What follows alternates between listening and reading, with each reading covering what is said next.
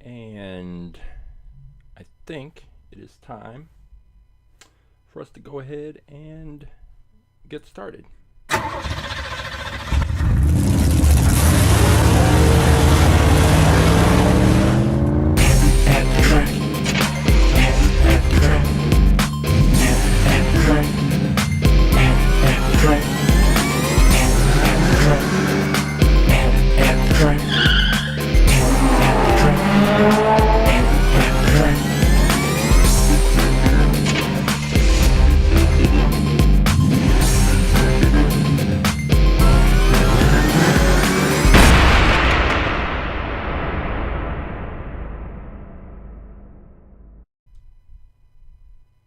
Hey, welcome to At the Track Live. My name is Coach James. I am the creator and lead instructor for All About Aerodynamics. What is All About Aerodynamics, you ask?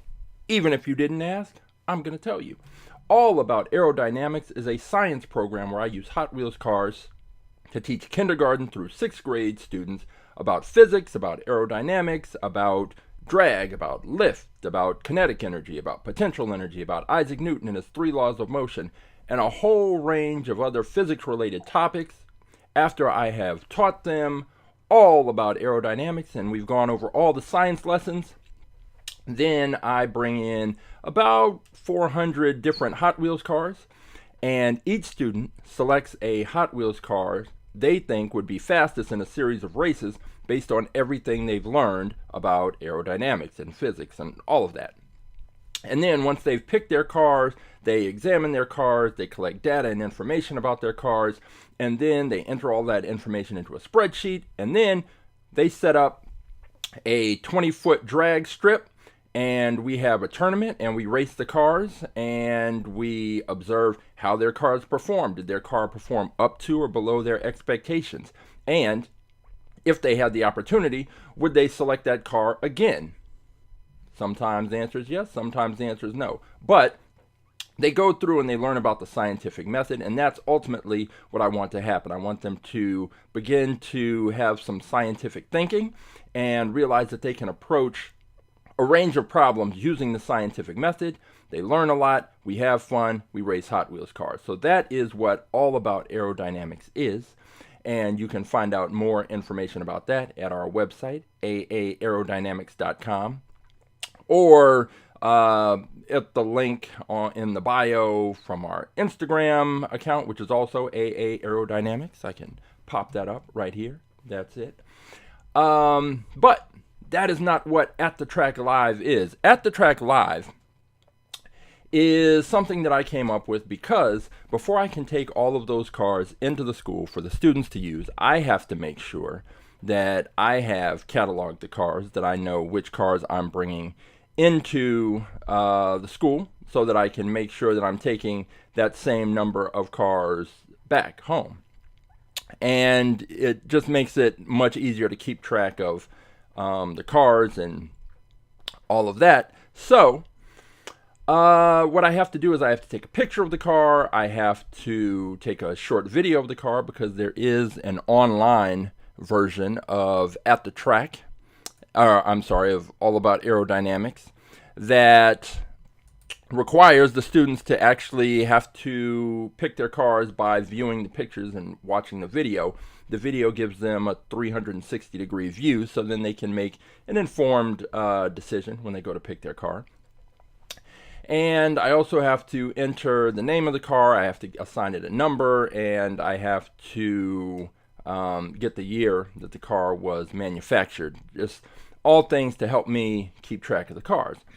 And before At the Track Live, what I would do is I would just gather up a bunch of cars because, like most Hot Wheels enthusiasts and collectors, I have more.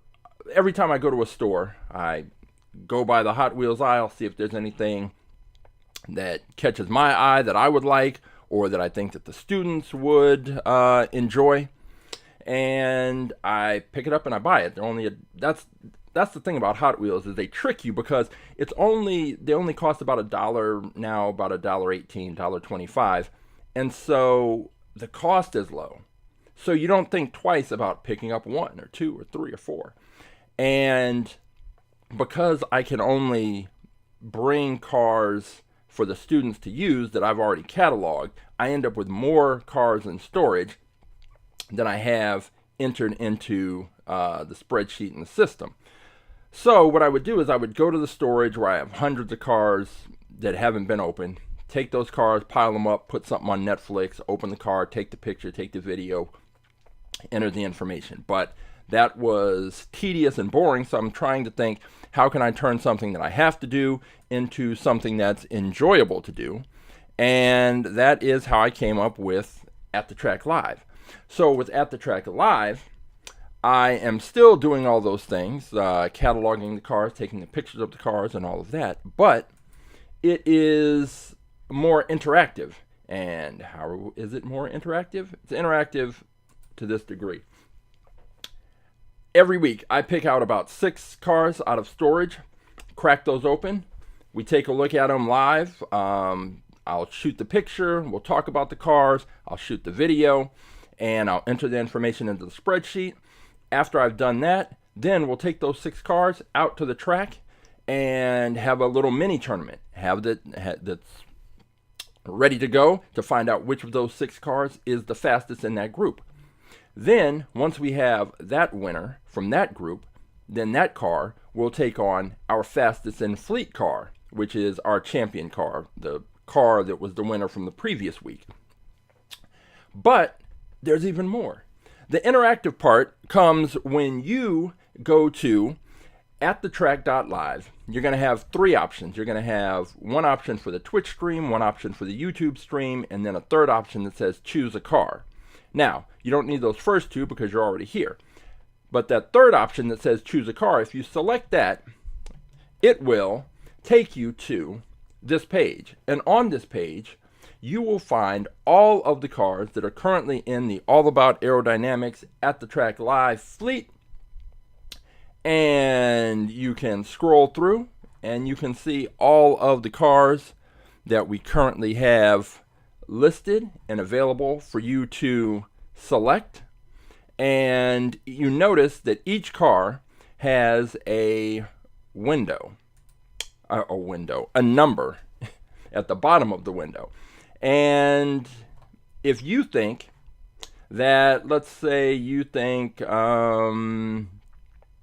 this 57 T-Bird is faster than whichever car it is that I happen to pick and open up, then all you have to do is click on that. You can get a closer look.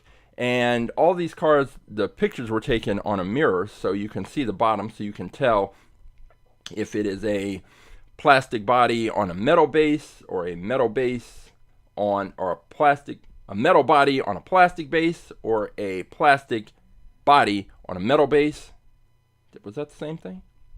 I don't know. Either way, you can see the composition of the car. It's usually either plastic and metal, and either the body is metal or the body is plastic, and the base is either metal or plastic. So one or the other.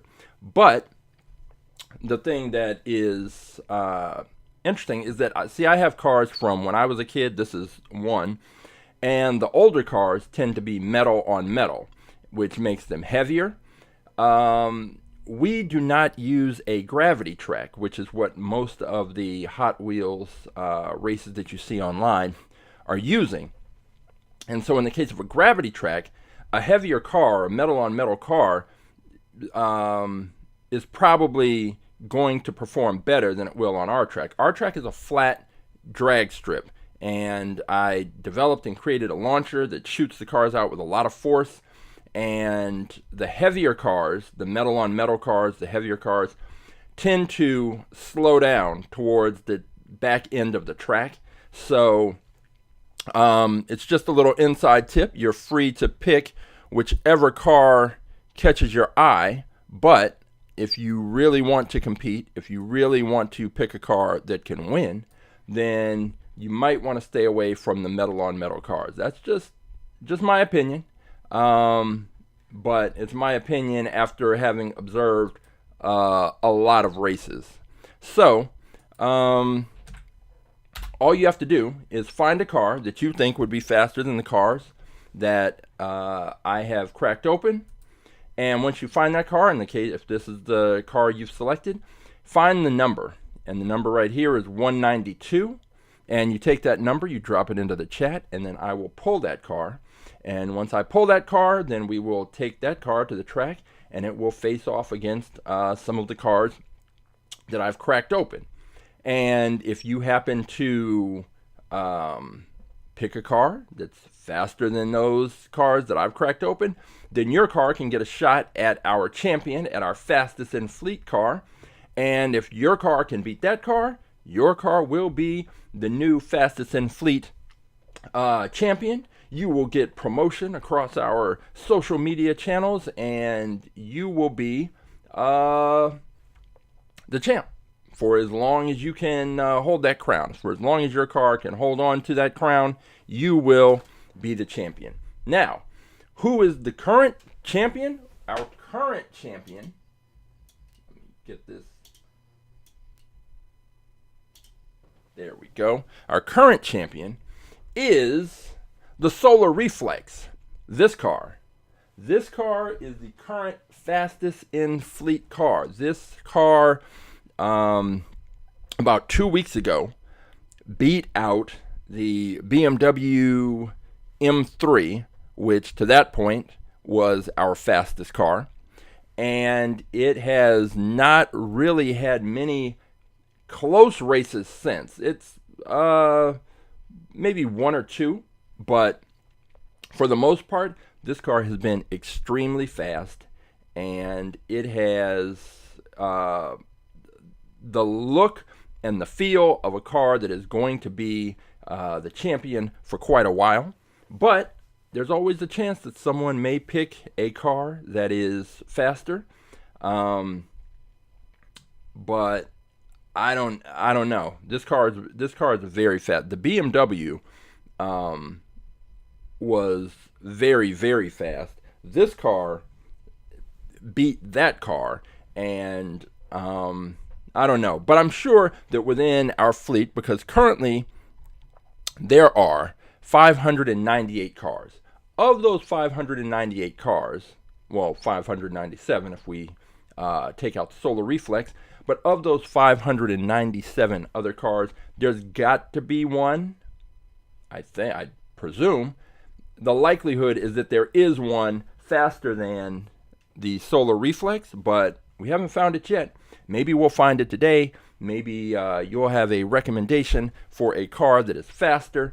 And if you do happen to pick a car that's faster than Solar Reflex, it first has to be faster than the other cars that I crack open. We'll get to that.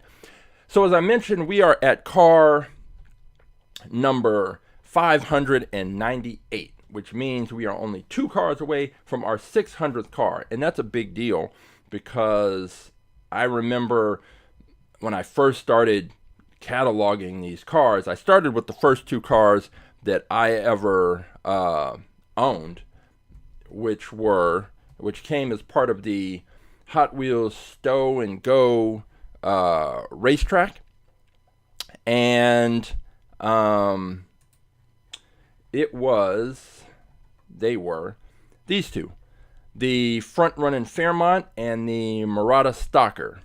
Those were the first 2. They came with the track, and I loved those cars and raced them. And in fact, if you watch some gravity track races, people will still use these 2 cars with the gold Hot Ones wheels, and they still do pretty well. So I do have a 6-lane gravity track, but I don't use that with the Pro. Well, we use it for one experiment, but in general, when we do the races, we're using the flat drag track, because I can generate higher speeds, and it's important to generate higher speeds because then it's easier for the students to observe many of the aerodynamic principles that we're talking about.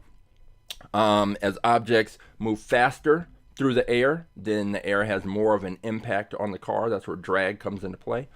So I wanted the cars to go really fast, and I had to create my own launcher to get the cars moving at a pace that I thought was acceptable and faster than the standard Mattel launchers that you could buy years ago.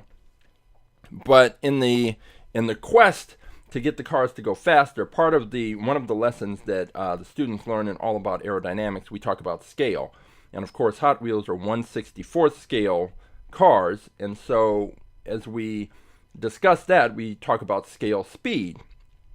And I was trying to figure out, okay, how can I teach this lesson and how can we gauge the speed? And I had these, which were the Hot Wheels speedometers, and I think I took the battery. Yeah, I took the battery out of this one. But essentially, there's two sensors. There's one here, and when the cars pass through, then the front wheels trigger the first sensor or trigger it on, and then as it passes by, then the rear wheels, once they pass, then I guess the sensor clicks off, and then you get a number on this display. But the number right there that would show up here, it would be something in the hundreds, 400, 500. And then I would have the students divide that number by 64 to get the actual speed of the car. So they're still learning about scale. But my problem with this was always that based on the way that I believe this works, these numbers that we would get weren't necessarily consistent. And it wasn't clear what the numbers related to. So that was always kind of an issue, but it didn't take away from the fact that students were understanding and learning the principle about scale. So it just was one of those things that kind of bothered me, but didn't bother me too much because they were still learning the lessons. Recently, as I've mentioned, I purchased this from a company called Cook's Projects, and this you can see it has multiple sensors in here and display, and you can plug it into a computer and it will give you a lot of data about the speed of the cars and other information that I can use for different lessons. The problem that I had, as I mentioned last week, is that these sensors are too close together right there, and the cars will touch the sensors unless they go through just perfectly, and the likelihood that they will do that is low. And because of the speed that the launcher shoots those cars out with, these cars will hit these sensors, and I'm afraid they will break them. And this was very expensive, so I don't want to do that. So one of the things I'm going to do is take this apart and see if I can get these sensors pressed back in.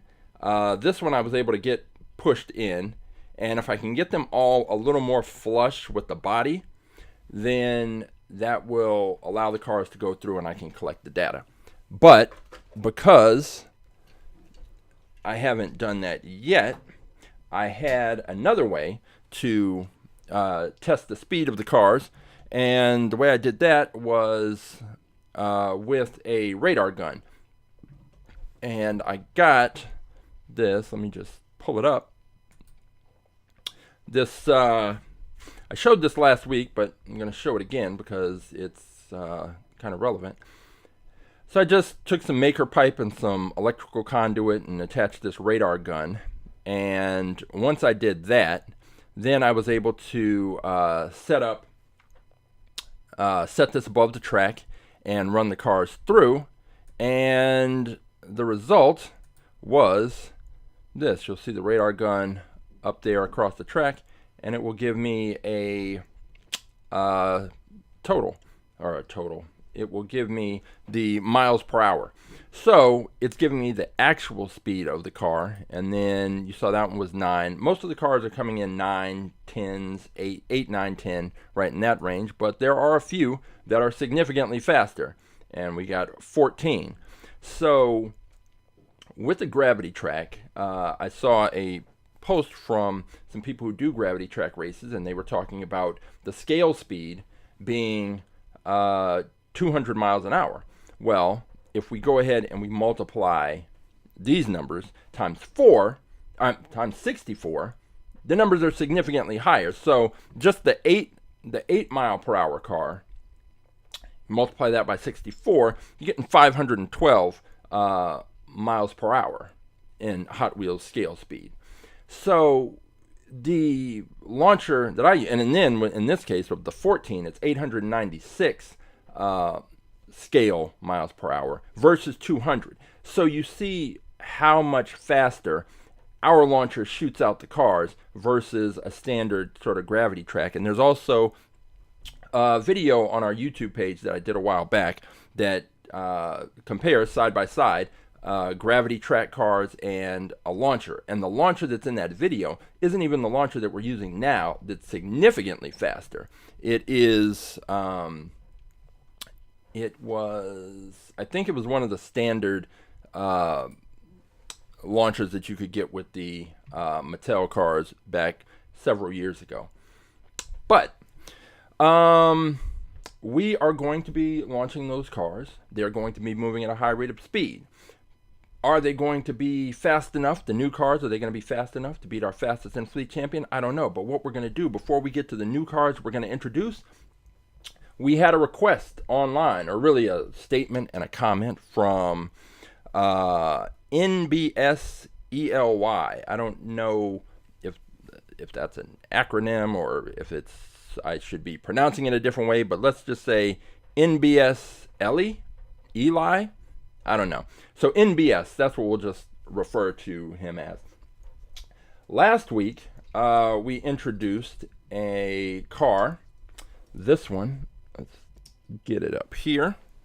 We introduced the Squidward car from, it's a character car from SpongeBob. Let's see if I can get this oh, there we go. The Squidward car. And we've also been doing some promotion on Instagram for this car, and it performed pretty well. And to this point, it's probably my favorite character car because it looks so much like the character, and it's always interesting to see how the artists and the designers come up with cars how they apply their artistic vision and merge a car with a character, their interpretation. So this one was cool. Well, anyway, NBS Eli, he said that this car reminded him of the Twin Mill. And I started thinking, yeah, I can see that. And I was like, well, I must have a Twin Mill, because the Twin Mill is one of those classic Hot Wheels cars that they are almost always including in the lineup. It's just with different color schemes. And I was thinking, let me see if I have one, because if I have one, you know what we have to do? We have to take it to the track. So I went and checked, and surprisingly, I didn't have a regular Twin Mill. What I had two. I had this one, which is the Twin Mill 2.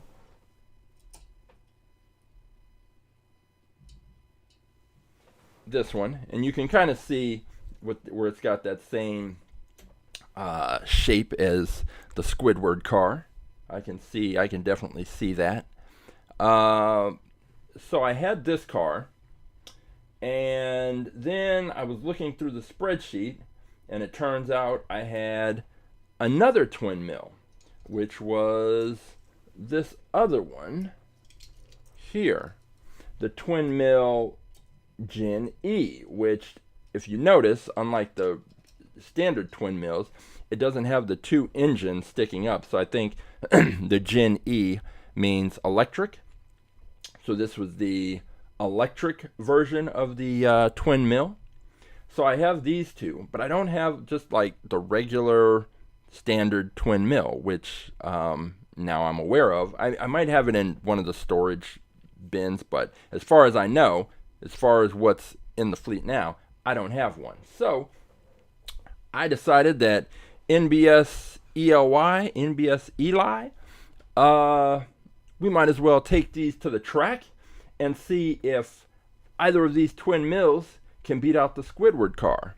I posted the comment. NBS Eli seemed to be interested and gave it the thumbs up. So I said, you know what? We're going to do it. So before we get into the cars, the new cars that are going to be introduced into the fleet, we are going to have a little bit of a early, just preliminary fun race. We're going to see if Squidward can beat out these two twin mills. So we are going to go to the track a little bit early, and let me just describe what you'll be seeing in case this is your first time watching At The Track Live.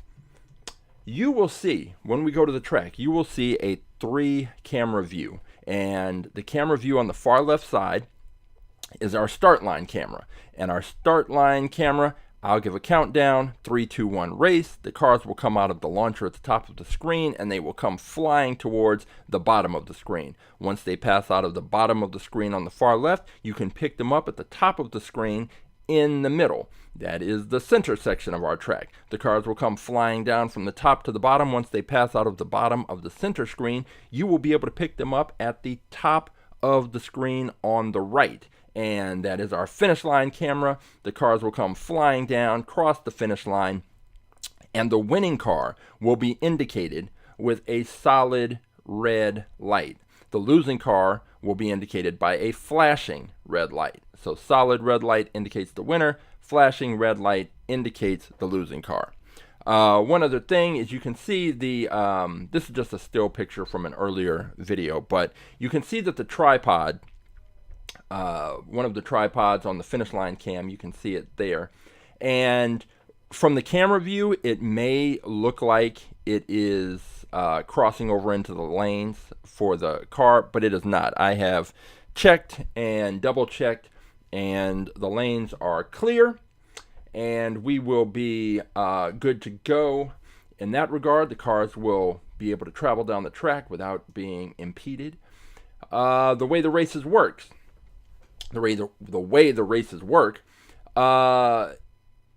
best 2 out of 3, and the cars switch lanes after each race. So to make sure there's no competitive advantage versus one side of the track versus the other. So we are going to have a quick early race. We are going to a little mini tournament. We're going to see if the twin mill cars can take out Squidward. So that is what we are going to do. Then we're going to come back, take a look at the new cars. So I'm going to grab these 3. I'm going to head over to the track, and I will see you in 30 seconds.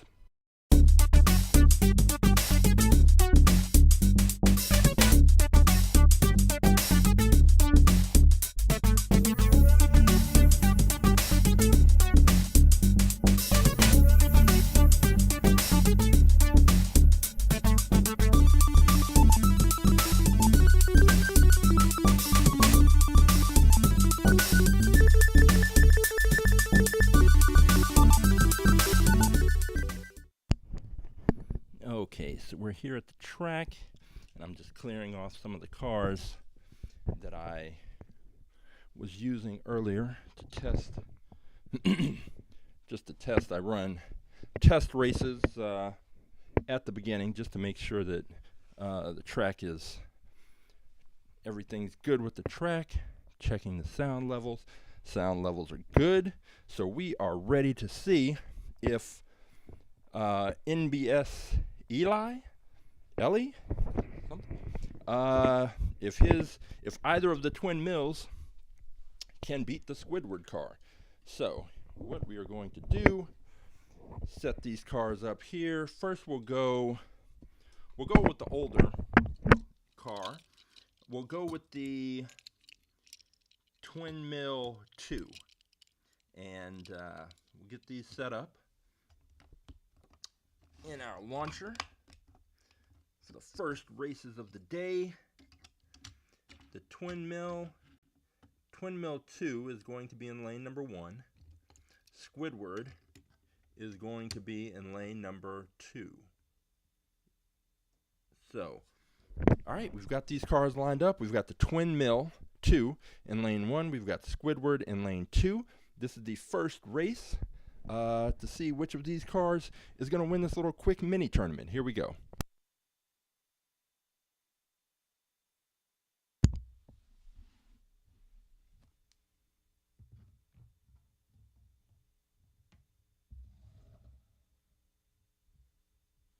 Three, two, one, race. That was actually pretty close, and the Twin Mill 2 had a lead, but towards the back end of the track, Squidward actually caught up and passed the car. So Squidward takes race number 1. We are going to switch sides of the track, but that was surprising. I didn't expect this Twin Mill car to have such a good race. I didn't weigh the car, but it does feel, well, I wouldn't say it feels heavy,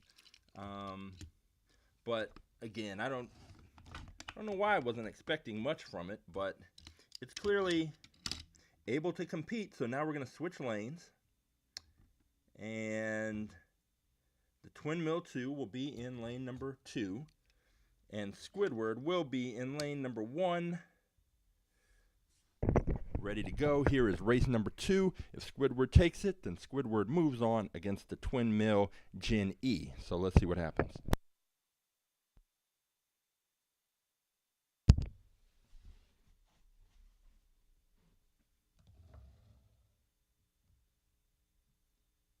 Three, two, one, race. Oh. Another very, very close race, but Squidward takes it. Not by a lot, but you don't have to win by a lot. You just have to win. And Squidward wins. So Squidward will take on the Gen E, the Twin Mill Gen E. So let's go ahead and take a look at those, get those cars set up. This Gen E is a lot sleeker than the standard Twin Mill because it doesn't have the two engines sticking up. We'll put the Gen E in lane 1. We will put Squidward in lane number 2.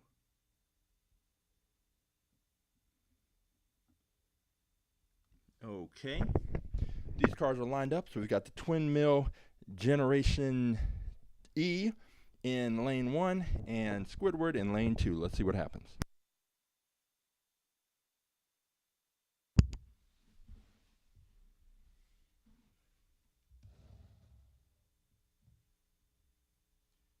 Three, two, one, race. Oh. That race was pretty close, and it looked like Squidward was trying to pull off the same stunt that he did in that first race, where he came back at the end because the Gen E Twin Mill definitely had the advantage and was out in front, and Squidward started closing the gap towards the end of the race, but ran out of track, and the Twin Mill Gen E took the race. A good close race, but it took the race nevertheless. So let's get the cars switched around and see if Squidward can even this up at one race apiece, or if the Gen E is going to be our Squidward versus Twin Mill winner. Okay, the cars are lined up. Squidward in lane 1, Twin Mill Gen E in lane 2. Let's see what happens.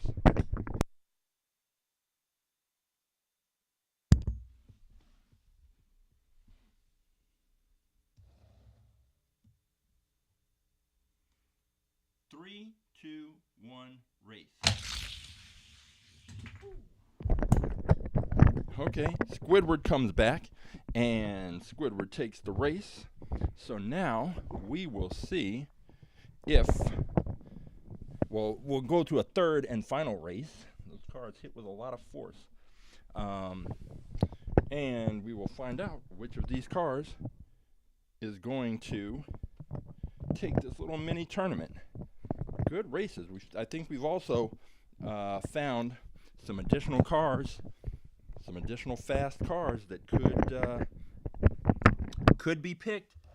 All you have to do is go to AtTheTrack.live, select choose a car, and pick a car you think could be faster than the cars that you're looking at. So right now, Squidward is gonna need, let's see, to pull off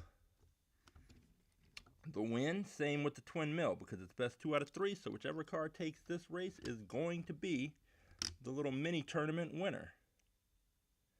All right, we've got the cars in. Squidward's in lane 2. Twin mill Gen E is in lane 1. Let's see what happens.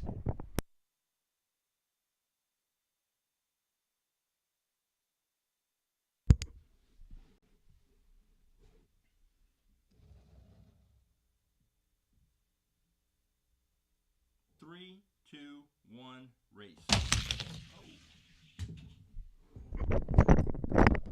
And the Jenny car slammed into the barrier.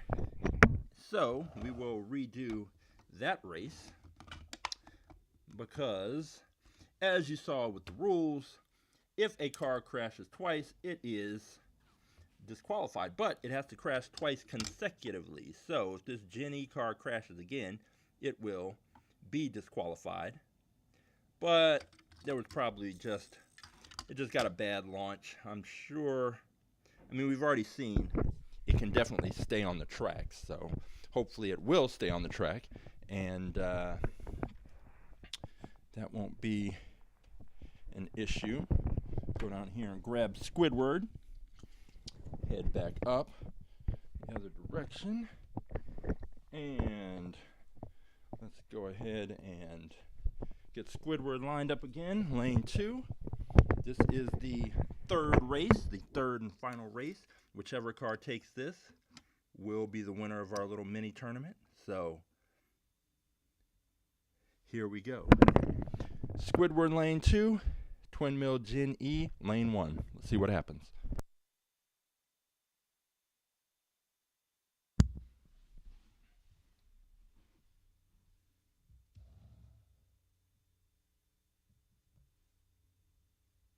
Three, 2, 1, race.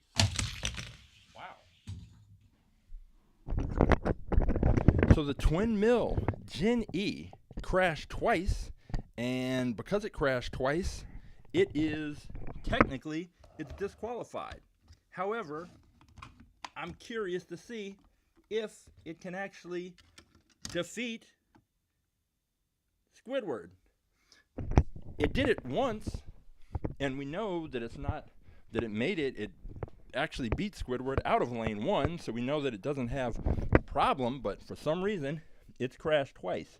Now, because we do need to move on to the cars that are actually going to be entered into the fleet today, it's not going to get a third chance. This is if this had been the other tournament, the car definitely would have been disqualified, but since this is more of an exhibition, I just want to see what these cars will do if they both stay on the track. So Squidward stayed on the track. Squidward has no problem. None. But let's see what happens. Here we go.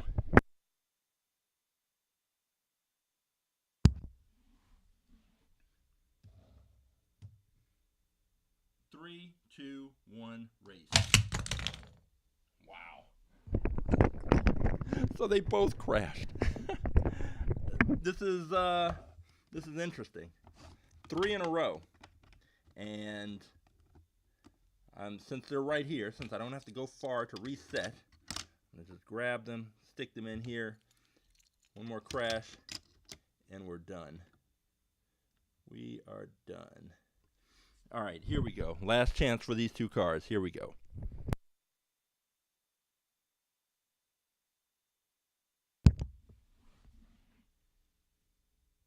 3, 2, 1, race.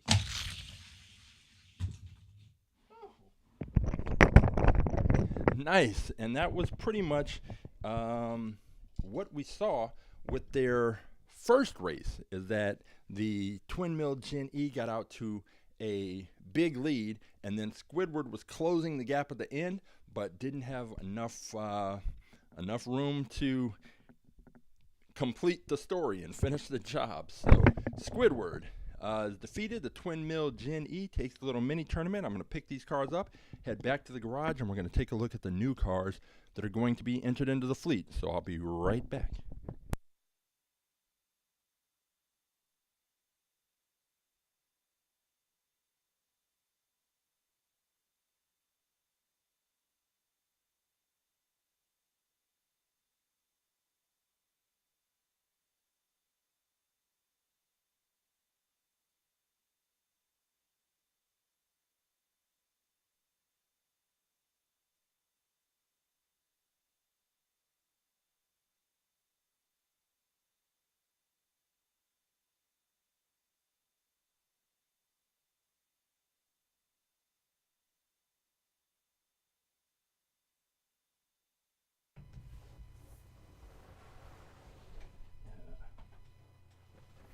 Okay, so that was a nice little mini tournament to get us started, and it was Squidward getting knocked off by the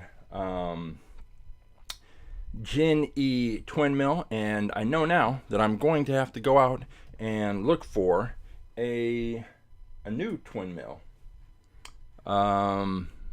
Or not even necessarily a new twin mill, just a twin mill, the original twin mill. And that will probably be pretty easy, because I see it's almost like the Bone Shaker, or what's another one that I see kind of frequently? I can see it in my mind. They just released a version of it that's in Braille. It's got like the little Braille bumps and markings on it. And so if you knew Braille, you can run your fingers along there and it will give you some information. I think the name of the car, something else. But that's another car that they make quite frequently. They just put different paint and color schemes to it. So, all right, we are at car number 598. And if you want to be like NBS Ellie, all you have to do is go to AtTheTrack.live. It will take you to a page that looks just like this, because it will be this page. And you can scroll through. You can find a car that you think will be faster than one of the cars that I am going to crack open today. And today, because this is a special episode, because we're going to hit our 600th car. We're going to go past that, but we're going to get 600 cars in the fleet. That's crazy. If you find a car that you think is faster than one of the cars that I'm about to open up, then all you have to do is find that car, take the number for that car, and drop it into the chat. Once you do that, I will pull the card just like I did with those twin mills, and we will take it to the track. And once again, if it can beat those cars, it will have an opportunity. It will have a chance. It will have its day to face the fastest in fleet car. That is the Solar Reflex. That is the car right now. That is the fastest car in the fleet. That is the fastest car that we have running right now. But maybe there's a challenger in this new group. So 600 cars. We are not there yet. We are at car number 599. So for car 599, I thought, you know what? I'm going to pick something a little out there, a little wild. So the first car that we are going to go with is, you know what?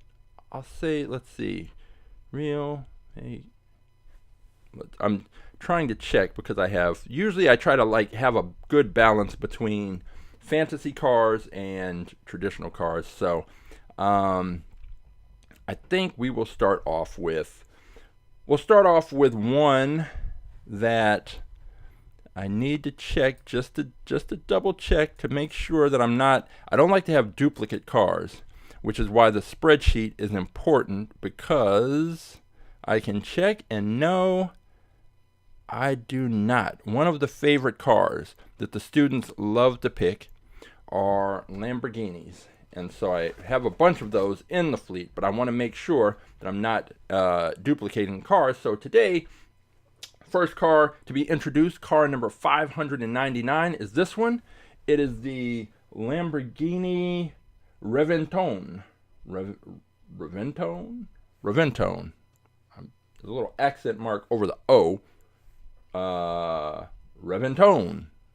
I mean, just saying it like that doesn't necessarily make it accurate, but nevertheless, the Lamborghini Reventon.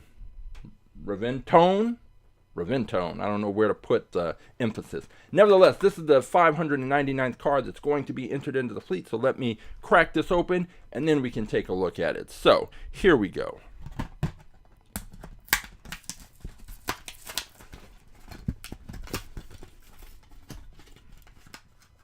All right, here we go. All the kids love, not all of them, but a good majority of the kids absolutely love the Lamborghinis. Love them. So let's go ahead and shoot the video first as it comes around. This is a very good looking car, so let me go ahead and add it in. This is car number 599, and this is the Lamborghini Reventon. And I didn't check the year, but again, standard Lamborghini supercar. It's got the kind of wedge look to it. This one, it doesn't have a wing, which is interesting because I think a bunch of the Lamborghinis that we have a wing, I think. And so, in most Lamborghinis they do pretty well on the track. Can't deny that. So this Lamborghini may be one to give the Solar Reflex a run for its money, provided it can beat some of the other cars. And we've got some non-traditional cars in terms of our fleet and what we typically have. So let me stop the video, stop the turntable, because now we need a nice 3/4 view shot here, and go square, and then we're going to zoom in a bit, right about there. And I mean, what more can you say? It's a Lamborghini. Everything's kind of lined up right. Locking in the focus, and there we go.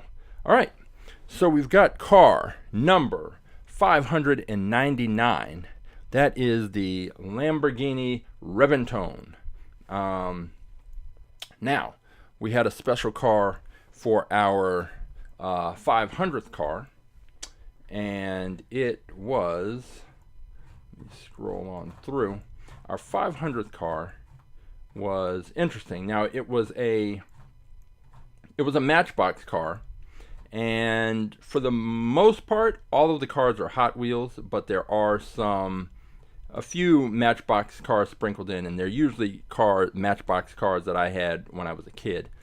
But for our 500th car, we put in this 62 Mercedes-Benz, and it was the 220 SE sedan.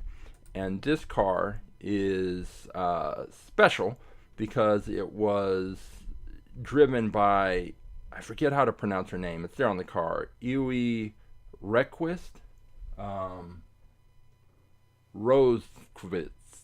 I'm sorry, I forget how to pronounce her name. But she was the first female driver to win this particular rally. And this was the car that she did that in. And this was back in, I believe, the 70s. And there is a great video that I think Mercedes put out to celebrate this, and then Mattel made this version of the car. And it wasn't good on the track because it was most of the Matchbox cars. The Matchbox cars have not been as fast as the Hot Wheels cars on the track, and it's just how it is. But that was our 500th car, and so we've gone through a lot more cars. We've worked up 599, and now we are at 600. So I was looking through. Actually, when I picked up the Squidward car, I realized like I had this other bin of cars, these unique cars that had been set aside that I'd kind of forgotten about. And so with the Squidward car, I was thinking, why haven't I put this in the fleet already? And so I put it in. But when I was in there, I also found multiple versions of another car that I remember I ordered online, and then there was some problem with the mailing. And so I contacted the company, and they were like, oh, and the company was NASCAR, and it was through NASCAR's site. So I contacted NASCAR, like, hey, what happened? Where's the car? And they were like, oh, something must happen to the shipping. And so then they sent it out again, but then they sent me 3 versions. They sent me 3 of the cars. And the car is this one. It was the Darrell Wallace, a.k.a. Bubba Wallace Jr., his Black Lives Matter, unity, understanding, compassion car. But for the most part, people just know it as the Black Lives Matter car.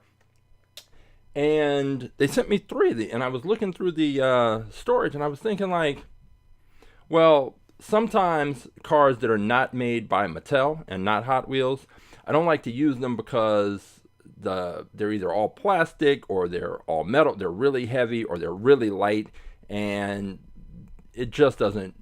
They just don't work out.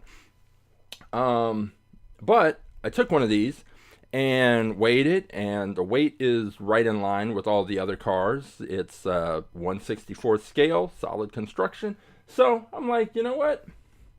This car is going in.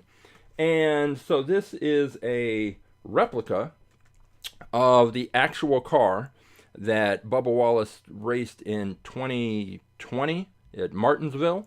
And it was just in that race. And so because I have 4 of these, 3 or 4 of these, because one actually, the one that got lost in the mail eventually showed up. So I ended up with 4 of them. So I don't have to actually crack this open because I have one that is open.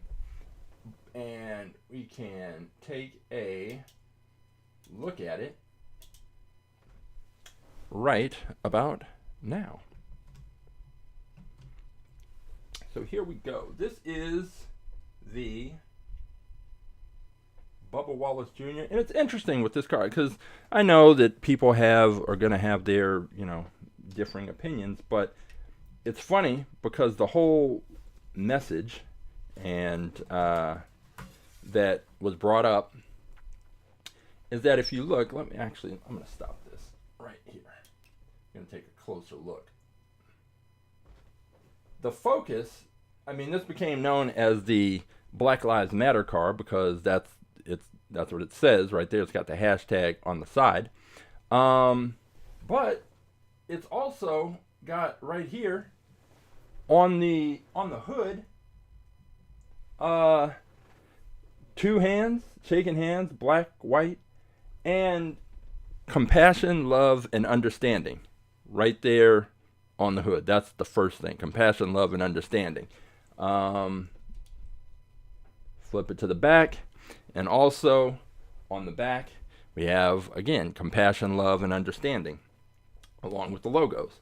So it's interesting that this is known as the Black Lives Matter car, as instead of the compassion, love, and understanding car. But you know, people are going to say what they're going to say. However, this car is, as a car, just the detail is exquisite and outstanding, and it has definitely can stand alongside any of the cars. I mean, just the details down to usually with the logos. Once they get this small on most of the other cars that I have, they're really not this clear and not of this quality. So this is a nice car. It's a little bit on the heavier side, so I don't know exactly how that's going to if that's going to work in its favor or if that's going to be a problem. Typically on our track, heavier cars, that is a problem, but we'll see how it works out. But let's get the still picture first. And there we go.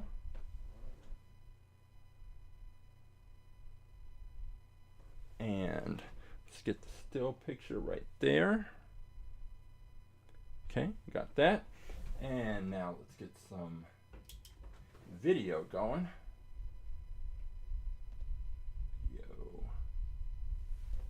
Lock in the focus.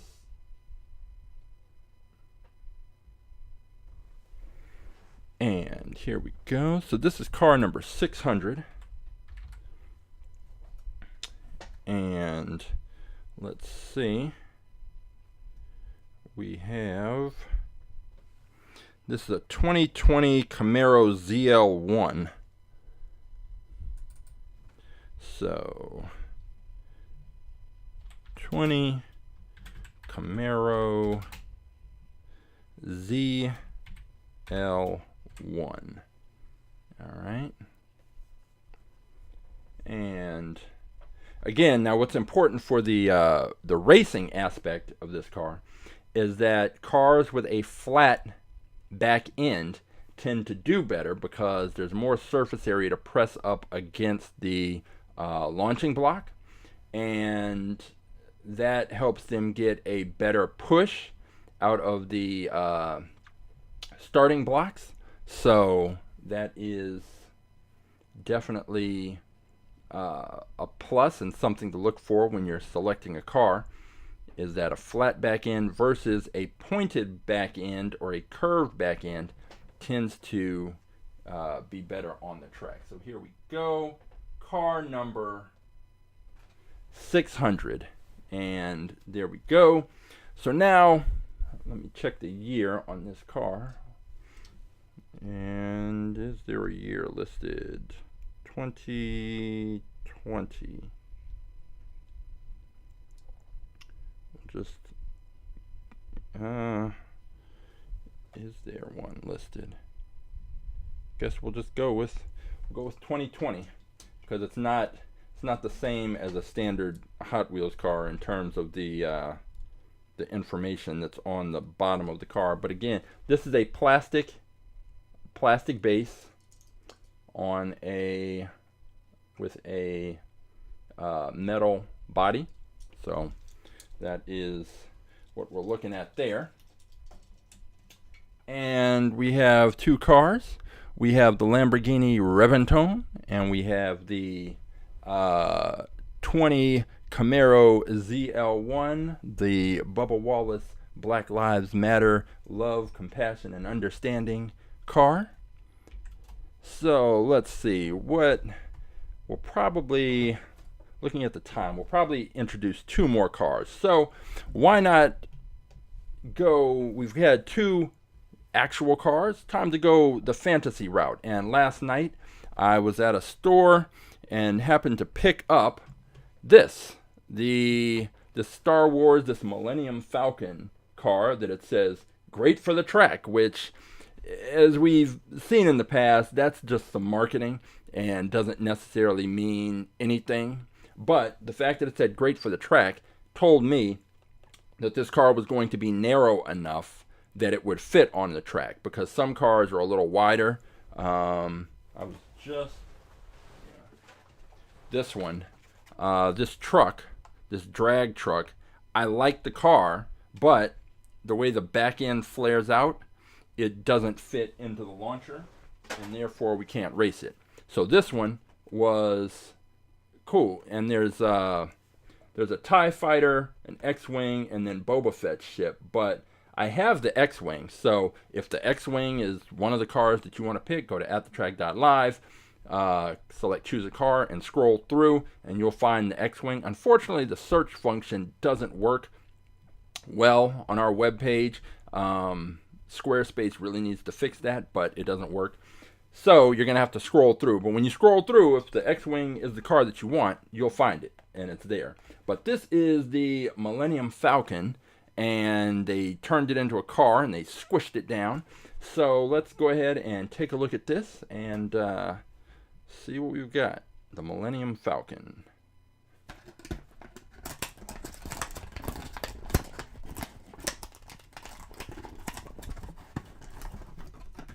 Whoa. These premium cars have more packaging. Okay. Finally got it out. Alright, this is, okay, look at this one. This is kind of cool. I'm just checking the year. The year is 2016. Let's go ahead and take a look at the Millennium Falcon.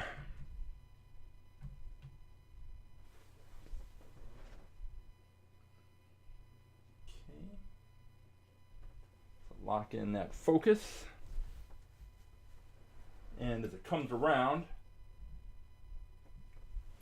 it's interesting. You can see, obviously, the details from the Millennium Falcon, but in order to make it a car, everything had to get kind of compressed and narrowed down. So it's like it got just kind of squished in and elongated.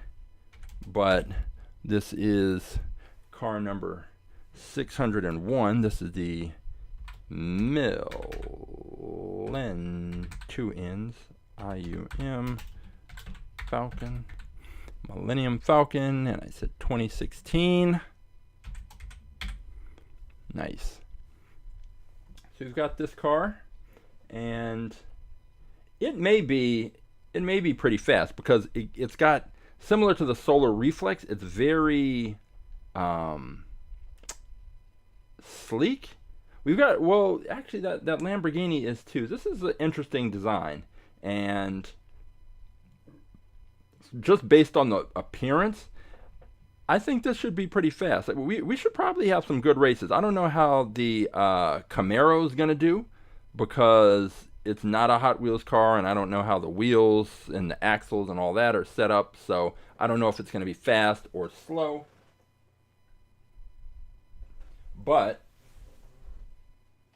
this car should do pretty well. Let's zoom in. Okay, and like that. Lock in the focus, and move this just a bit that way, and got the picture. Okay, so let's see. Because we had the little mini tournament earlier, time is passing and running, but we will go ahead and get to the next car, which, as I mentioned, I typically don't, all the cars are mostly Hot Wheels. There's a few Matchboxes. The Camaro was made by Lionel, which I presume is the company that used to be known for making the toy trains. But we have that, and so the next car that I'm going to introduce, probably the last car for today before we hit the track, is a Matchbox, and I just picked it up because it caught my eye. It's interesting. I couldn't see it. I could only see the box, but it's a Matchbox, and it is a 1986 Ford F-150 pickup. So let's go ahead and crack open this box and take a look.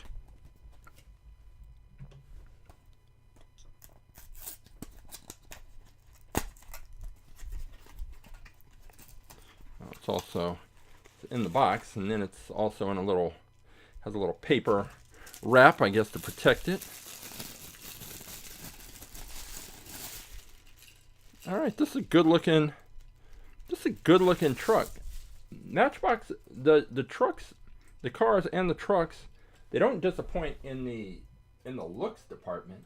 It's just that they're not fast on the track. So let's go ahead and take a look at this F-150.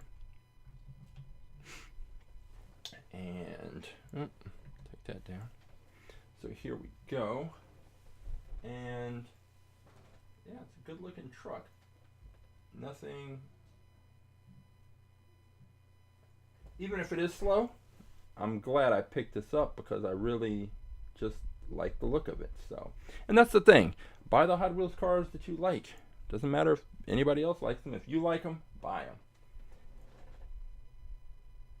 All right, we got the still picture. Now it's time to get the video. Lock in the focus. And we will take this video. I will add this in. This is car number 602. This is the 1986. I'll just put 86. Ford F-150. F-150.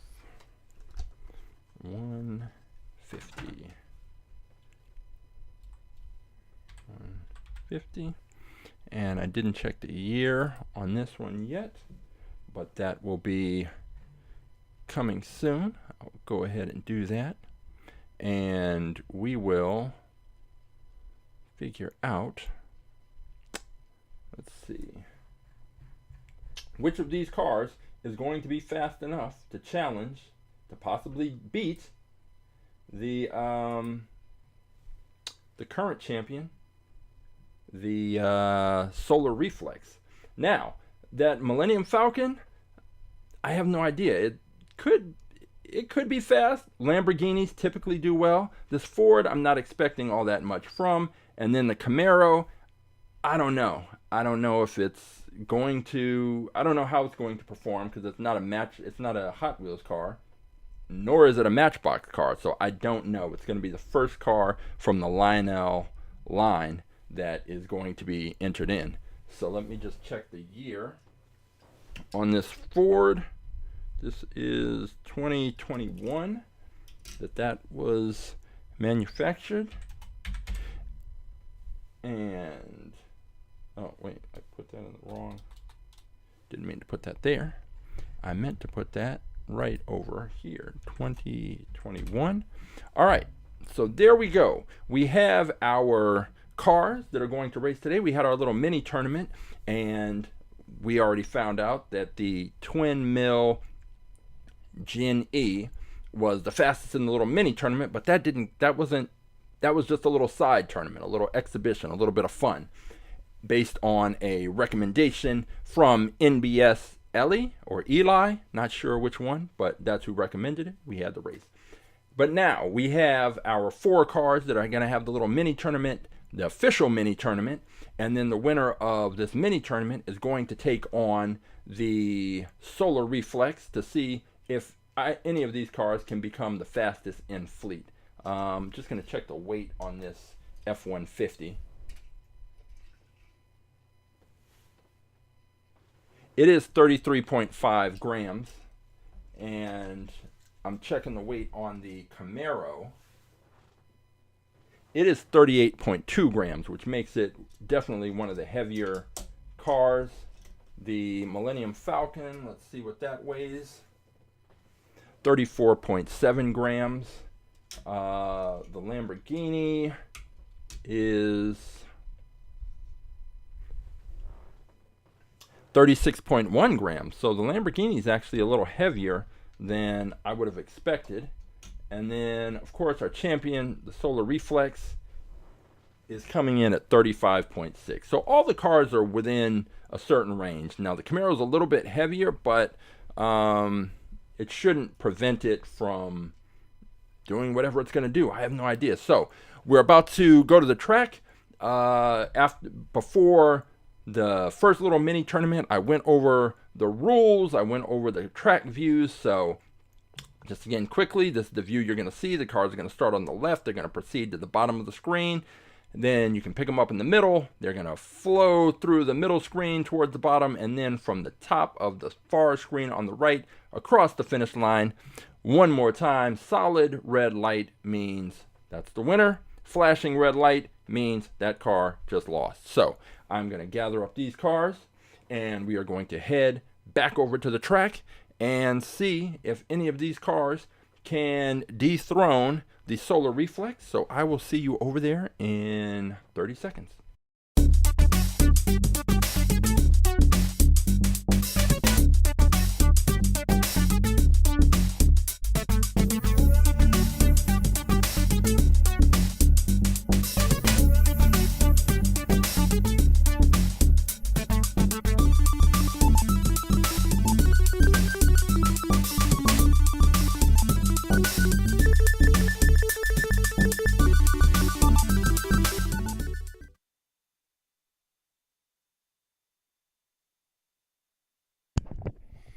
Okay, so now we are all set up. Let me just double check to make sure our sound is good.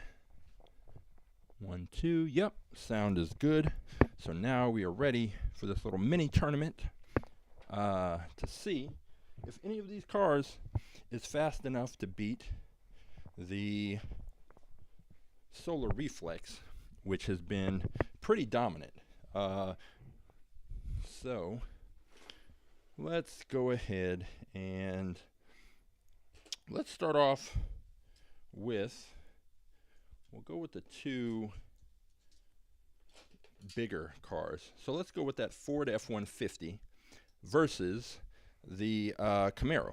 So here we go. I need to check to see if the Ford F-150 is going to clear our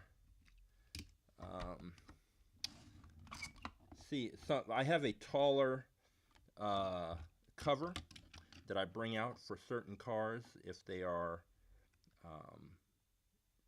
for taller cars, usually trucks, but this Ford, yeah, it's pretty low profile despite being a truck. And we'll put the Camaro in lane 2. So we've got the F-150 against the Camaro, aka the Bubba Wallace Black Lives Matter car. So that is going to be lined up in lane number 2. So we've got, all right, we've got the F-150 in lane 1, the 86 F-150, and we've got the Camaro in lane 2. So here we go. Let's see what happens.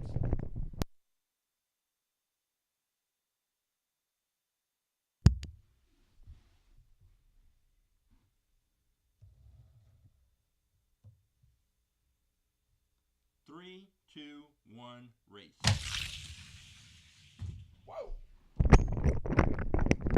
That race was very close. We had the Camaro coming out on top, but I mentioned before that Matchbox cars haven't typically fared very well on the track, but that F-150 definitely showed up for that race and almost took it.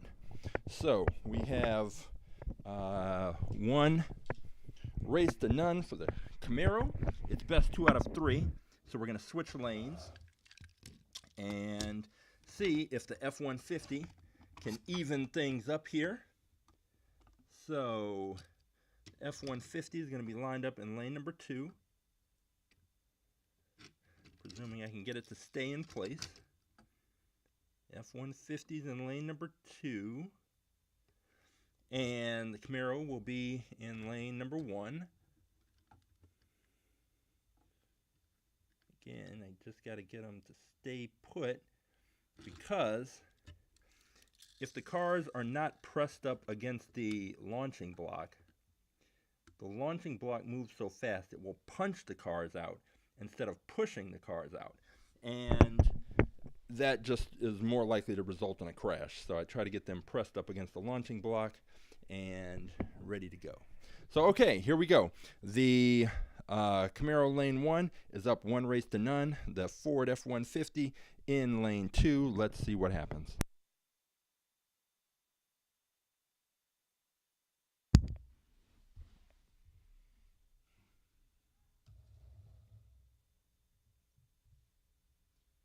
Three, two, one, race. Another close race, but just like with the first race, the Camaro takes it. And now we will move on to the next group of cars to see which of them is going to potentially take on the Solar Reflex. So we now will go with the Millennium Falcon versus the Lamborghini Reventon. I still don't know if I'm saying that right, but that is going to be the matchup. Lamborghini versus Millennium Falcon. Here we go. Let's see. We will line up the Millennium Falcon in lane number 2. And the Lamborghini, which was heavier than I expected a Lamborghini to be, that will be lined up in lane number 1. So we've got these cars all set up. We've got the Lamborghini in lane number 1. We've got the Millennium Falcon in lane number 2. Race number 1. Let's see what happens.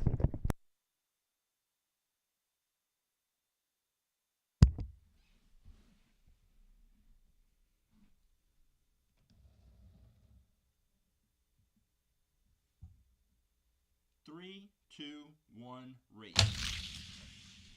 Woo. The Millennium Falcon put that light speed on the Lamborghini and blew it away. And these, I've got to start securing this. I've got a barrier at the end of the track, but these cars are hitting this thing with force. Oh, the force. That wasn't a pun. That was just the fact. So, all right, the Lamborghini is going to need to find another level if it wants to compete with the Millennium Falcon, which blew it away. So let's see here. We're going to switch lanes. So we're going to have the Millennium Falcon car in lane number 1. We're going to have the Lamborghini Reventon in lane number 2. Now the Lamborghini, I'm noticing, is a wide car, and it's wide, like it fits in our launcher, but the sides are kind of just touching. So it probably, what's going to happen is when the car launches, the sides probably scrape against the launcher a bit, creating some friction, which probably serves to slow the car down. So that's not going to work in its favor, but there's nothing we can do at this point. This is race number 2, the Lamborghini in lane 2, Millennium Falcon in lane 1. Let's see what happens.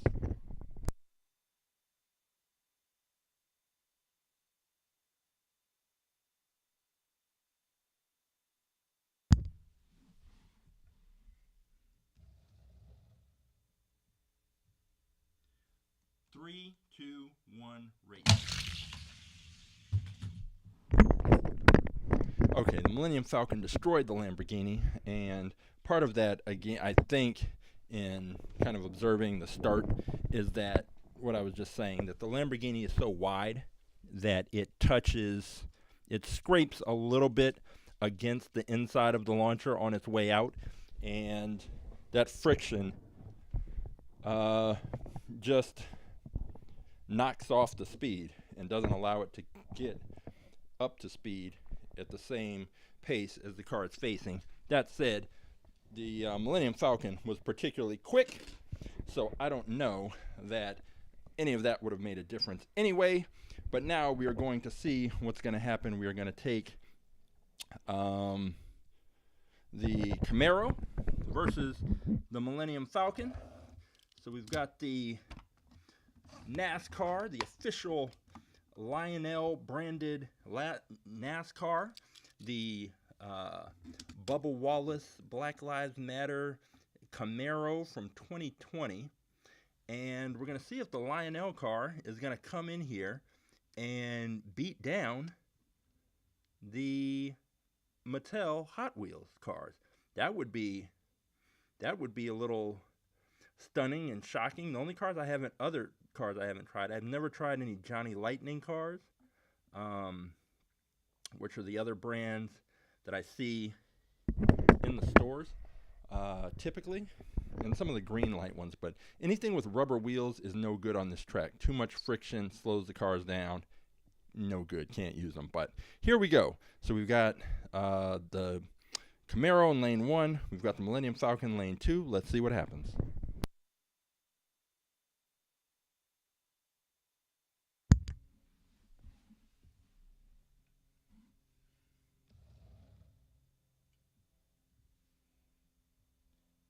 Three, two, one, race. Woo!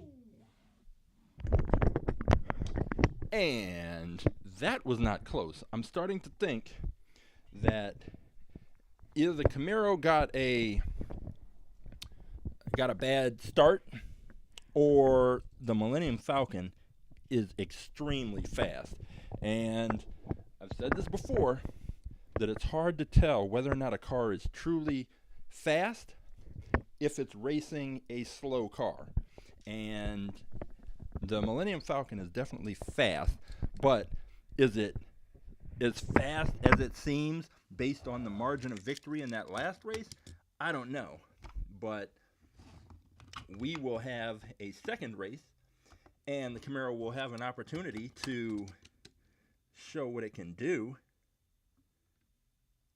So let's get that lined up there and get the Millennium Falcon lined up in lane number 1. So, doesn't want to stay put.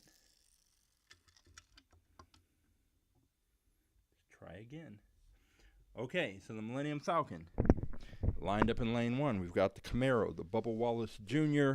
Black Lives Matter, compassion, love, and understanding car in lane 2. And this is the second race. If the Millennium Falcon takes it, it is our mini tournament champion, and we'll be moving on to face the Solar Reflex. So let's see what happens.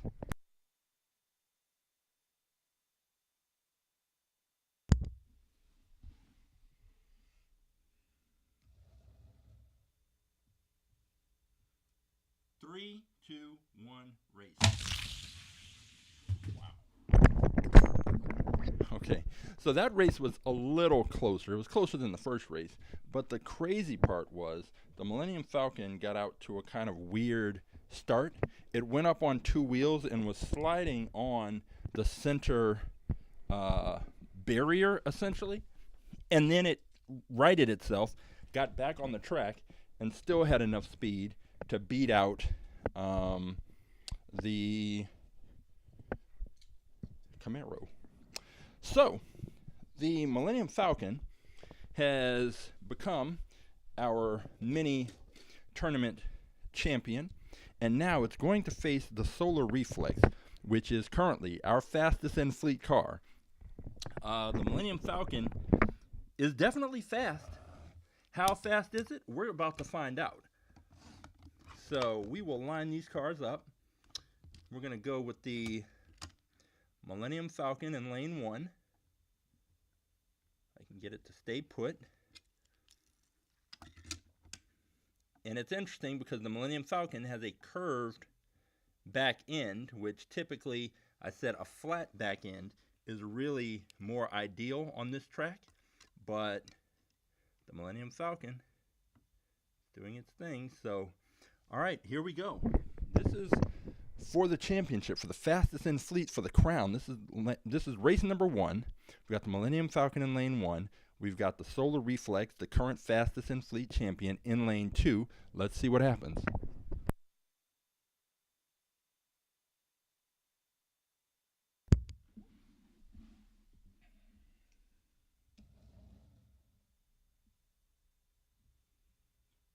Three, two, one, race. Oh! The Millennium Falcon took it to another level. It was kind of close, and the Millennium Falcon was starting to kind of get behind just a little bit, but then it turned on the juice, and it made it across the finish line first, and it is now one win away from becoming the newest fastest in fleet car, our fastest in fleet champion. So let's see if the Solar Reflex is ready to defend its title. And we'll put the Solar Reflex in lane number 1, and the Millennium Falcon will be in lane number 2. Press it right up against the block. Doesn't want to stay. Make a little adjustment here. Okay. Come on. Stay put. All right. And then the Solar Reflex. All right. The cars are lined up. We've got the Solar Reflex in lane 1. We've got the Millennium Falcon in lane 2. If the Solar Reflex loses, we'll have a new fastest in fleet champion. So here we go.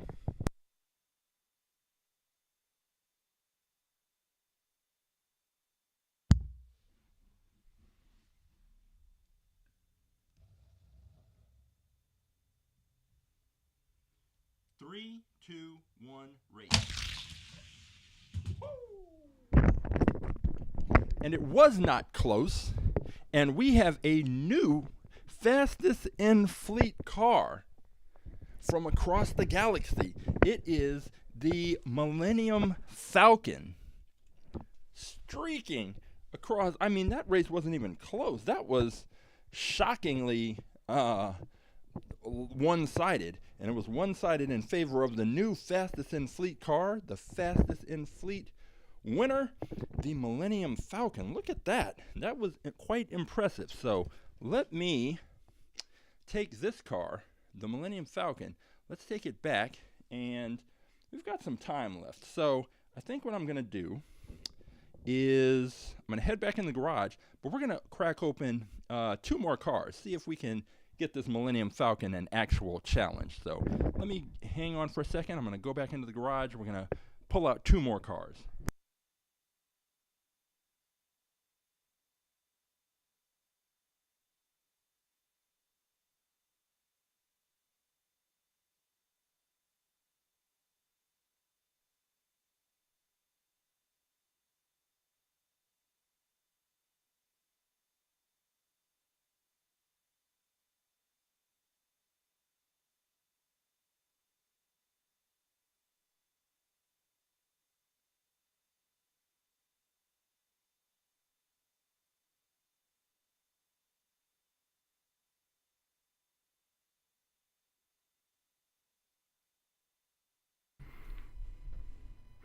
Okay, so the Millennium Falcon was extremely fast and is our new fastest in fleet champion. The question now is whether or not any other cars can compete with it. So I have 2 cars here. I just want to double check to make sure that I'm not running a duplicate of this group. Let's see, EFG, and no, we do not have this car. So this will be the next car introduced that is going to challenge the Millennium Falcon is this car, the Group C Fantasy car. It's another of these, best for track. I think the Millennium Falcon had said great for the track. And apparently that was not a lie. It was very great for the track. But let's see, let's crack this Group C fantasy car open and see how it does. So,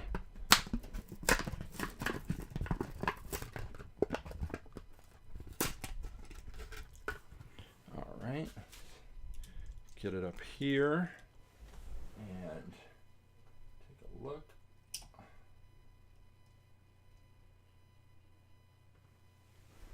All right, that, and take a look here. The Group C fantasy car. Lock in the focus. And there we go. So we've got this car, and it just looks like when Hot Wheels, when they make these fantasy cars, you can see where they just sort of take elements from different real world supercars, and this you see a little bit of Pagani, a little bit of McLaren, a little bit of just a little bit of all of the various supercars, hypercars that we've seen on the track. But does that mean that this car will actually be fast? Group C fantasy. All right, and I didn't check the year yet, but in this car it's got a flat back end, which is good. It's got the best for track designation, so maybe that will help it. I don't know. It's hard to say until the cars actually get on the track, which is the whole point. Is that you can have a theory about a car. You can think you know that it will be fast or why you think it will be fast, but until we get it on the track, you really just don't know. And I'm going to zoom in here a little bit. Lock in the focus. And let's see here. It's a good. Always want to get a good 3/4 view for the students. And there it is. So we've got that, and that is the next car that is going to be entered in. Let me check the year. Oh, this is interesting. So this is sort of the reverse. This is a plastic body on a metal base. And let's see, there is no, oh, there it is, 2022. So we've got that, 2022. And we are going to introduce one more car. And this is one that I picked up at the Diecast Swap Meet, which I believe is happening tomorrow, I think. But pick this one up. This is the Turbo Flame. And I guess I'd better just double check to make sure I don't already have a Turbo Flame. Turbo Rooster, Turbo Lens, Turbot, and good. No Turbo Flame. So now there will be a Turbo Flame. And the Turbo Flame is going to be car number 604. So let's crack this open and take a look at it.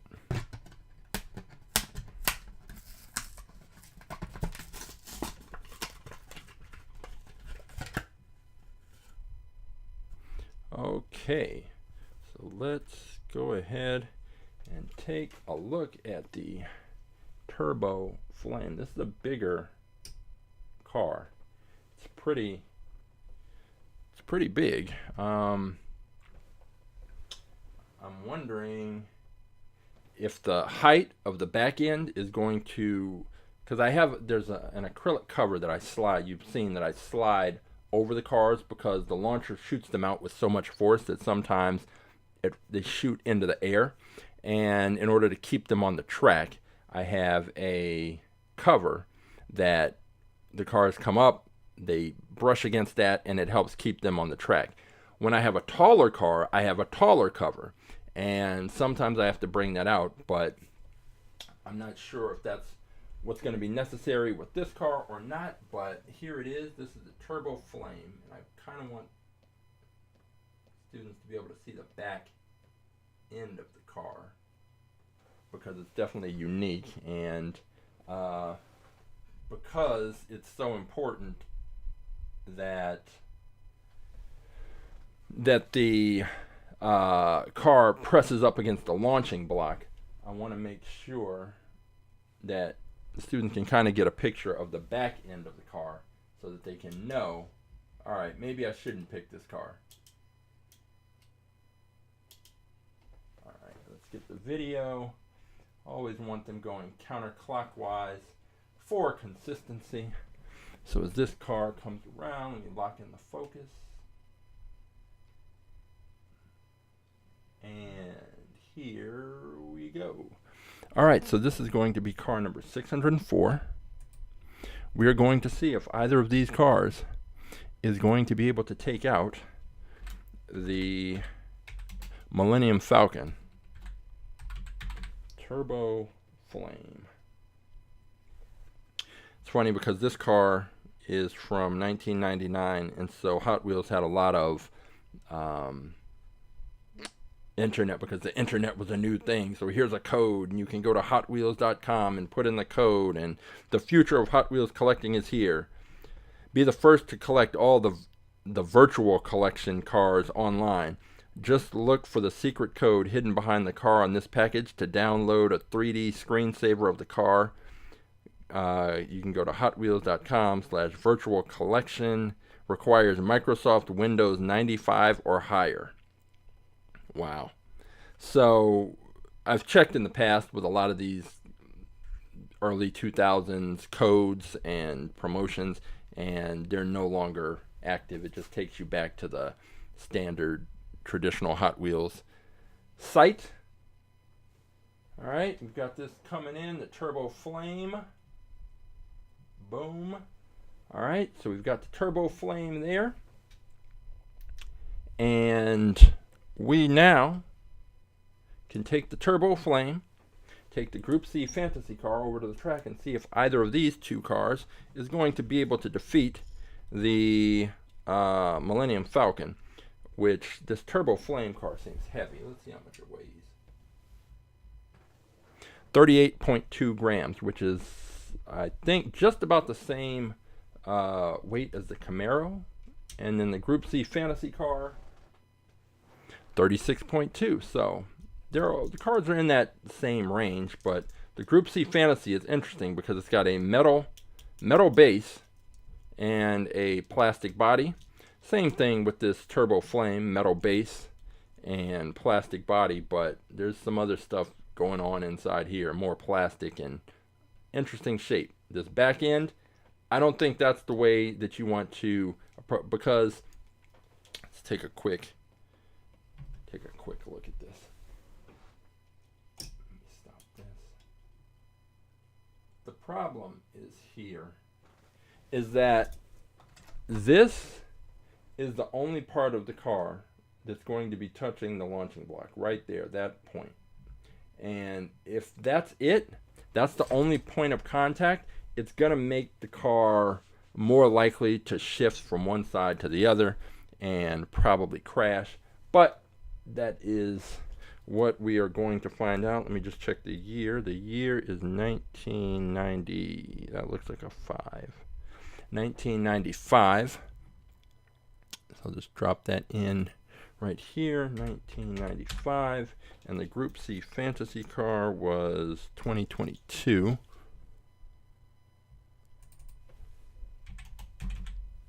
So you've got that. Okay, so time to head back over to the track, and I will see you in 30 seconds.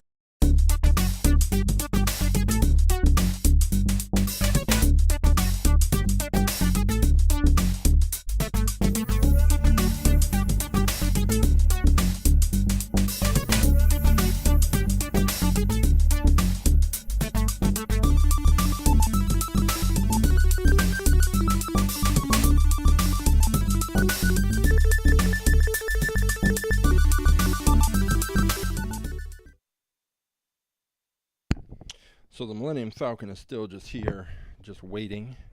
I'm just going to double check the sound. We are good on the sound. Okay. So the Millennium Falcon is waiting. We're going to have you don't just get to challenge the champion. What happens first is you have to beat your opponent. So we're going to have the Group C fantasy car go up against the Turbo Flame, and then that winner will then challenge the Millennium Falcon. So we're going to go and put the Turbo Flame in lane number 1. We are going to put the Group C fantasy car in lane number 2. And the Turbo Flame, it's interesting because that point is actually a little bit taller than the starting block. So the car presses back and a little bit more of the car is pressed up against the launching block, which is a good thing. We'll see if it works out for it in the race. So here we go. Group C fantasy car lane 2, Turbo Flame lane 1, race 1. Here we go.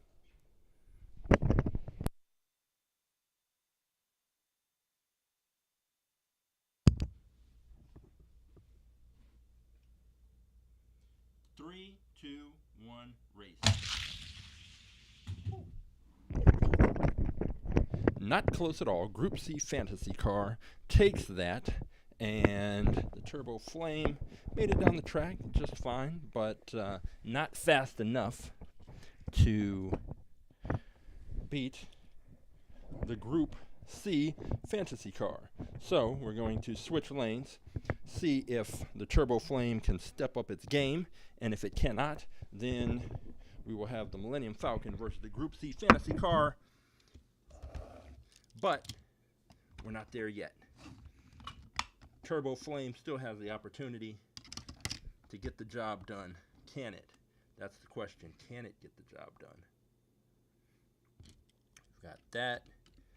Group C Fantasy is lined up in lane number 1. Turbo Flame is lined up in lane number 2.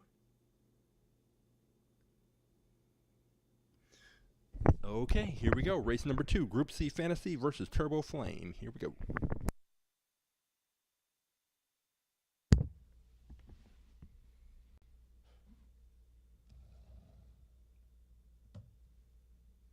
Three, two, one, race.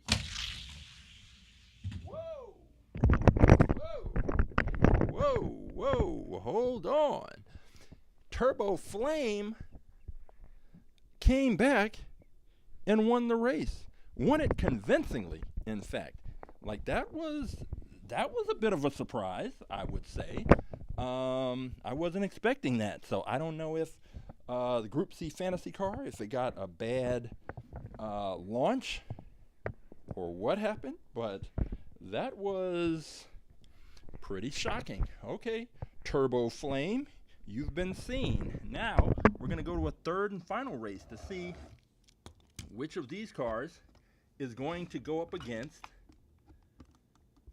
the Millennium Falcon. Wow.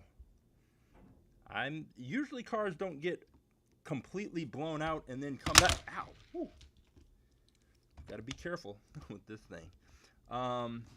Usually cars don't get blown out and then come back and do well. It's usually, you know, if they get blown out, that's it. But all right, here we go. Turbo Flame, not ready to go home. Here we go. Turbo Flame, lane number 1. We've got Group C Fantasy car in lane 2. It is 1 race to 1 race. Whichever car takes this, we'll move on to face the Millennium Falcon. Here we go.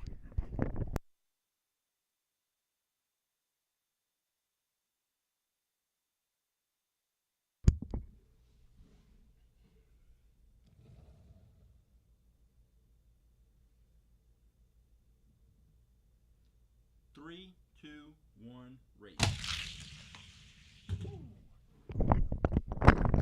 And the Group C Fantasy car takes the win. And I think that was it probably just got a bad start in that last race because of how badly it was beaten by the Turbo Flame. So there is, the Turbo Flame is out, and we will now set up our championship matchup, which is going to be the Millennium Falcon versus the Group C fantasy car. So let's get these two cars lined up. Let's get this Group C fantasy car here in lane number 2, where it just took the victory. Get it to stay. All right. And then the Millennium Falcon is going to be positioned right here in lane number, well, if I can get it to stay, put Millennium Falcon in lane number 1, Group C Fantasy in lane number 2. Okay, so the Millennium Falcon beat out the Solar Reflex earlier and became our new fastest in fleet car, but then we had some time left, so I decided to add in 2 more cars. Those 2 cars, the Turbo Flame and the Group C Fantasy, they raced, and the Group C Fantasy car won. So now the Group C Fantasy car is going to challenge the Millennium Falcon for the fastest in fleet title. Mind you, the Millennium Falcon has been the fastest in fleet car for about 20 minutes, but it's going to already has to defend its title. So here we go. Race 1. Group C Fantasy lane 2, Millennium Falcon lane 1. Let's see what happens.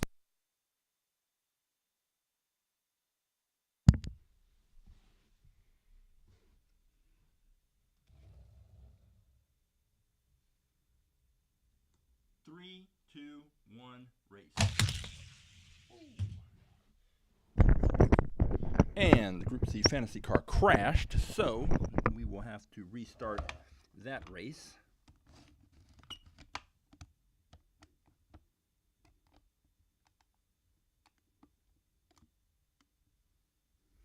And let me get it back in here.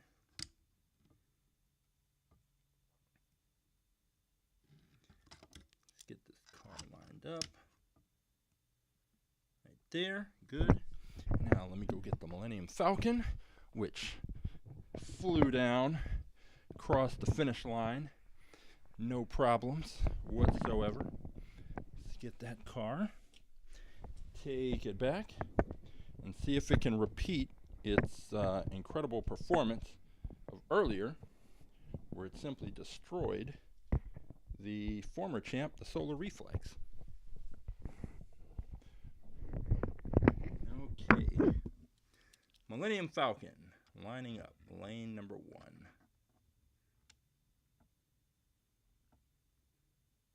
Got it in there. Looks good. Okay, here we go. Once again, Group C Fantasy is in lane 2, Millennium Falcon lane 1. Let's see what happens.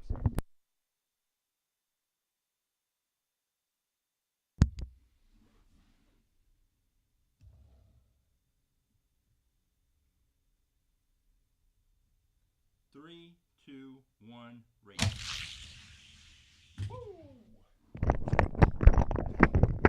The Group C Fantasy car beats the Millennium Falcon and beats it rather easily. The Millennium Falcon will be our shortest reigning fastest in fleet champion if it can't come back and take the next 2 races. So that is what it's up against. That's an uphill challenge. It's happened. We've definitely seen it happen before, where a car has won 2 races in a row. But that is not typical. So we're going to switch sides.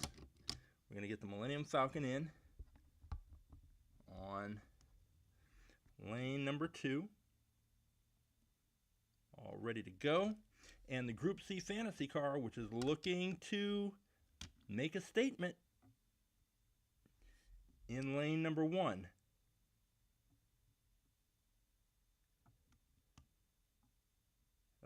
Oh. There we go.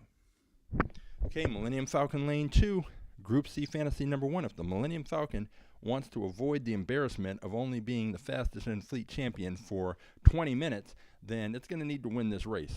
Here we go.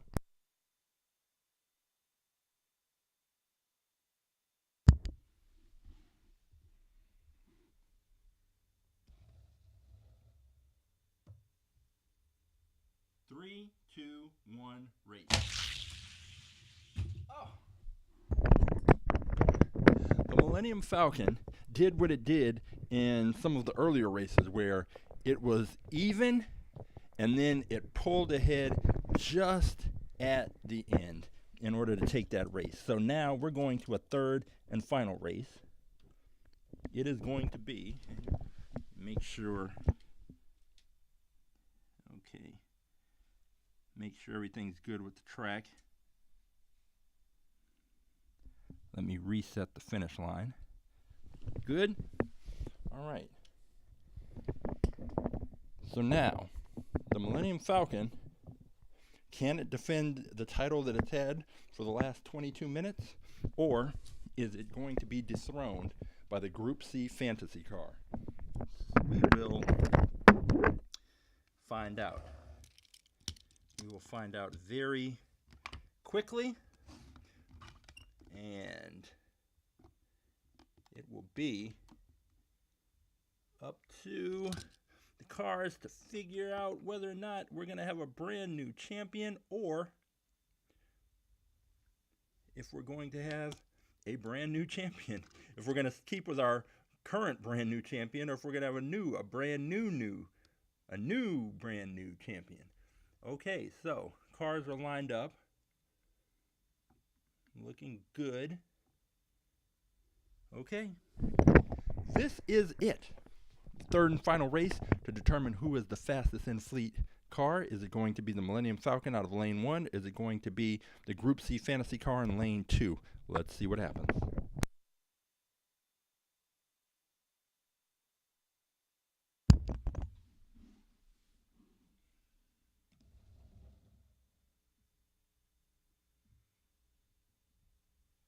Three, two, one, race. Oh! The Group C Fantasy car is now the fastest in fleet champion. That is just how fast it happens. Let's gather up these cars, go back into the garage, and take one more look at this sort of unprecedented set of races that we had today. I'll be right back in the garage in just a few seconds.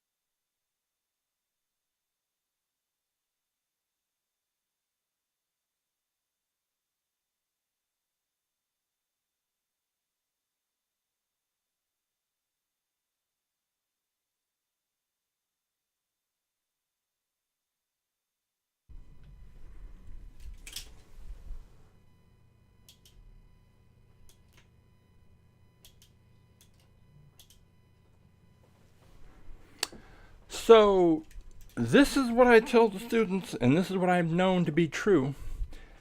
You have to race the cars. Until you race the cars, you're just guessing. You just don't know.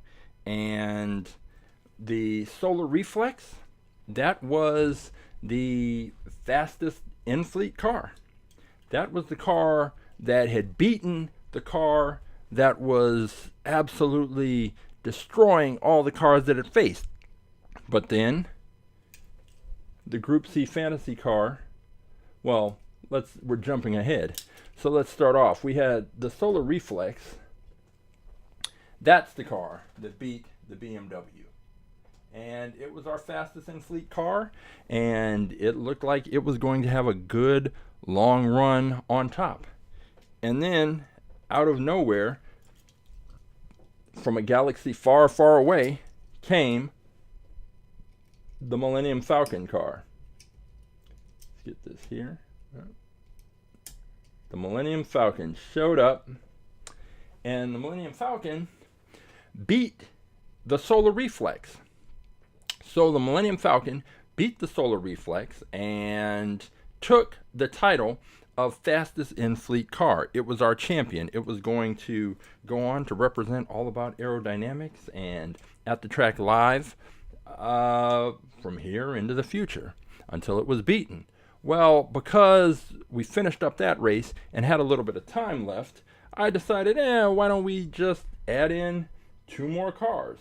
So I pulled out 2 more cars, and one of those cars was the Group C fantasy car. This one. And it turns out that the Group C fantasy car is extremely fast because it took out the turbo flame, and then it came back and beat the Millennium Falcon. So the Millennium Falcon has the very dubious distinction of being the shortest reigning championship car that we have ever had at the Track Live. It was champion for about 22 minutes, and then the Group C fantasy car came through and beat it solidly and decisively. And I mean, 2 out of 3. And the races, that last race was close enough, but the Group C fantasy car is our new fastest in fleet car. And if you think that you can find a car that is faster than the Group C fantasy car, all you have to do is go to AtTheTrack.live. You go to choose a car, and that will take you to this page. On this page, you will find all of the cars in the All About Aerodynamics at the Track Live fleet listed, and you can go through and you can find the car that you think is going to be faster than the Group C fantasy car. And if you find that car, all you have to do is take this number that's in front of the car, take that, copy it, drop it into the chat during our next broadcast, and I will pull that car and we will take it to the track. Or if you want to just go to our Instagram account, you can do so at AA Aerodynamics, and you can get all the information that you need about when we're going to have upcoming races, anything new and exciting that's happening with All About Aerodynamics, with At the Track Live. You can get a preview of the cars that are going to be raced on Saturday, and you can take that preview, use that knowledge and that information to make your pick for the car that you would like to see race against the Group C Fantasy and the new cars that I open up and introduce. So we have a brand new fastest in fleet car. That's great. We are here every Saturday at 11 a.m. Pacific, opening up new cars, reviewing cars, racing cars. And if you would like more information about All About Aerodynamics, if you would like to find out how to bring our science program to your students or your organization or your special event, all you have to do is go to our website at aaerodynamics.com, and you can find all the information you need. Or you can just visit our Instagram page, and all the links are in the bio, and you can figure out everything you need from there. And if there's still questions, if you still have some questions that need answering, you can contact me either through Instagram, through the website. I'm easy to reach. And if you want to watch some other episodes of At the Track Live, all you have to do is go to our YouTube channel and click on the live tab, and you'll see all of the episodes listed. I go back and I add in time codes, so if you just want to watch the reviews, you can do that, or if you just want to watch the races, you can do that. And this episode, one of the most unique episodes that we've had, we got our 600th car. We had a little mini exhibition race with 2 twin mill cars versus Squidward. We had our mini tournament, which crowned a champion, and then 22 minutes later, we had a new champion. So this is a very interesting episode, and if you would like to participate, all you have to do is go to AtTheTrack.live, select choose a car, find the car you want to race, and pick it, and then I'll pull it and we'll race it. So once again, I am Coach James for All About Aerodynamics and At the Track Live. I'll see you at the races.